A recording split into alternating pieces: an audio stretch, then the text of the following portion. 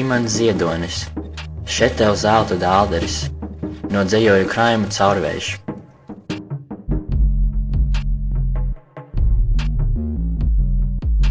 Še tev zelta dālderis, nesaki ne jā, ne nē, ne melns, ne balts, to tev nav brīvi teikt, tikko jā vai nē, tikko melns vai balts, spēli nākas beigt.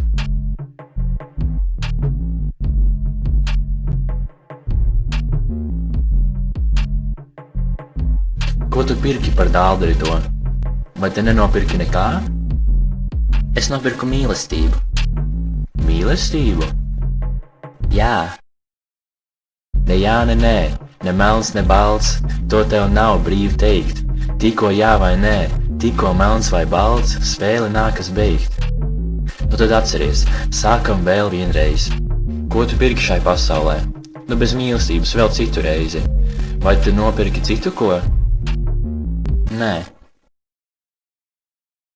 Ne jā, ne nē, ne melns, ne balts, to tev nav brīvi teikt. Tikko jā vai nē, tikko melns vai balts, spēli nākas beigt. Un mīlestība tev sāpēs un dzīs, degs, sadegs, kļūs sudrabā salta, un tik un tā reiz pazudīs.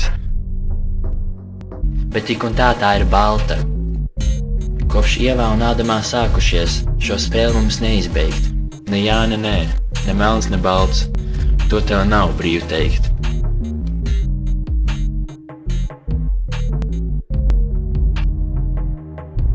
Tāpēc cilvēki arī nonāk dabā, un ka viņi nonāk vienatnē, un to sauc par vienatni.